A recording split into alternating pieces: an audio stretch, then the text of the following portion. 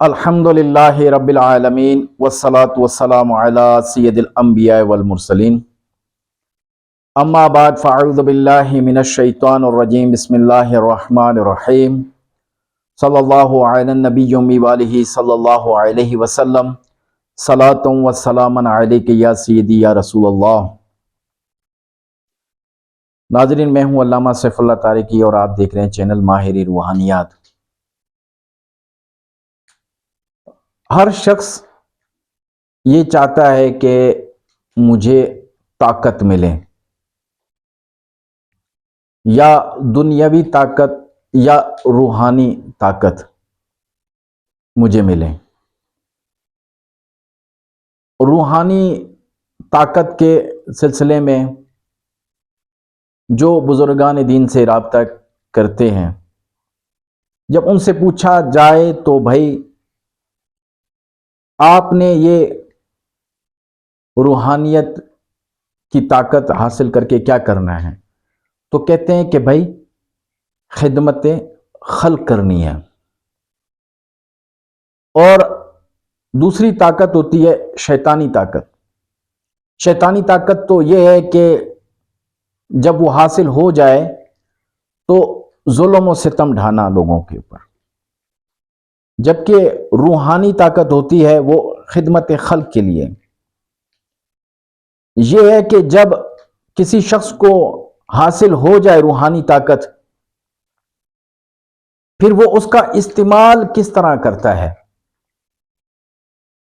آیا کہ وہ لوگوں پہ ظلم کرتا ہے یا لوگوں کی خدمت کرتا ہے؟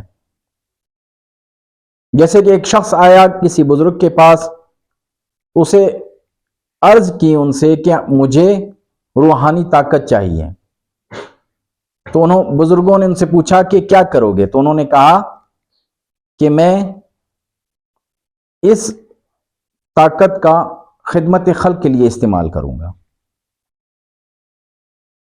تو ان بزرگوں نے کہا کہ تم روزانہ جاؤ، شہر میں جو واقعہ ہو تو مجھے شام کو آ کر بتایا کرو۔ وہ اسی طرح جو ہے وہ شہر کی جو بھی باتیں ہوتی، جو واقعات ہوتے، وہ شام کو آ کر ان بزرگ کو بتایا کرتے تھے۔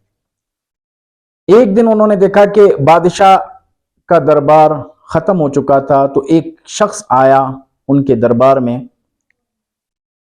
تو وہاں کھڑے نگہبان نے، جو گارڈ تھے وہاں کھڑے، انہوں نے کہا کہ بھائی وقت ختم ہو چکا ہے، اب بادشاہ ملاقات نہیں کریں گے۔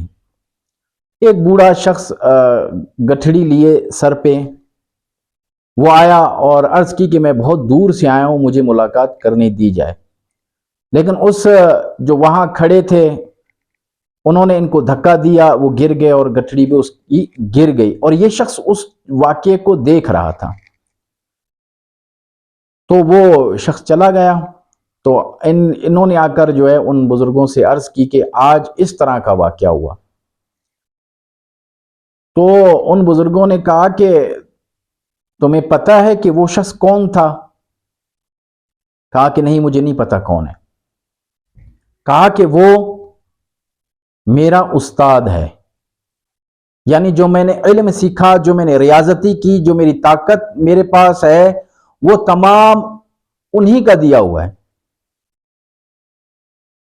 تو یہ حیران ہوا، اس نے کہا کہ میرا دل تو یہ کر رہا تھا کہ میں جس شخص نے اس کو دھکا دیا اس کی گردن توڑ دوں۔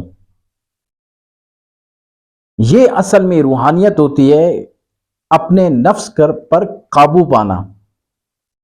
اور اسی طرح ایک دوسرا شخص آیا کسی اور بزرگ کے پاس، تو ان سے عرض کی روحانی طاقت مجھے دی جائے نا، انہوں نے ان سے طلب کی روحانی طاقت، تو ان بزرگوں نے ان کو عطا کر دی۔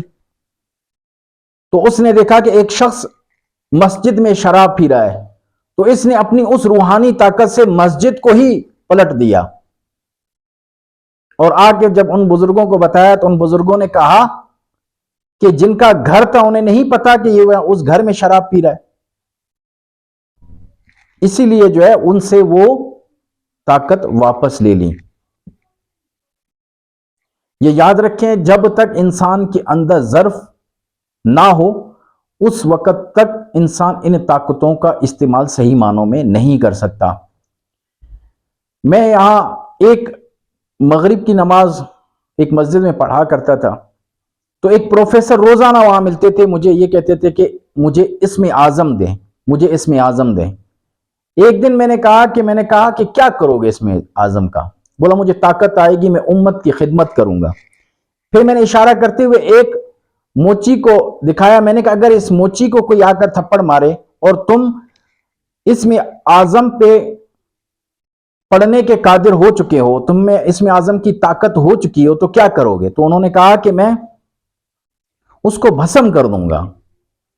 تو میں نے انہیں کہا کہ یہ بھسم کرنے کے نیت سے اگر آپ اسم اعظم پڑھو گے تو امت کی خدمت نہیں، امت کے اندر شر پیدا کرو گے۔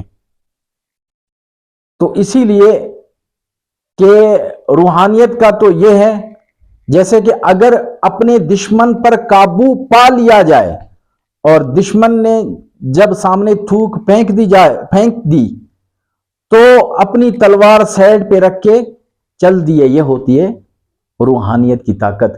وہ دشمن پوچھتا ہے کہ قابو مجھ پر پا لیا، اور قابو پانے کے باوجود بھی آپ نے میری گردن نہیں اڑائی، تو کہا پہلے جو میں نے تلوار اٹھائی رب تعالیٰ کے لیے، اب جب تھوک پھینکی تو اس میں میرے نفس کا غصہ شامل ہوا، تو اسی لیے میں نے تمہیں چھوڑ دیا۔ رب عز و جل سے دعا ہے رب عز و جل ہماری روحانی طاقتیں ہمیں خیر کی طرف لے جائیں، شر کی طرف نہ لے جائیں، اور ہمیں بزرگوں کی صحبت اور ان کے جو ان کے فرمودات ہیں ان پر عمل کرنے کی توفیق عطا فرمائے۔ وما علینا الا البلاغ المبین۔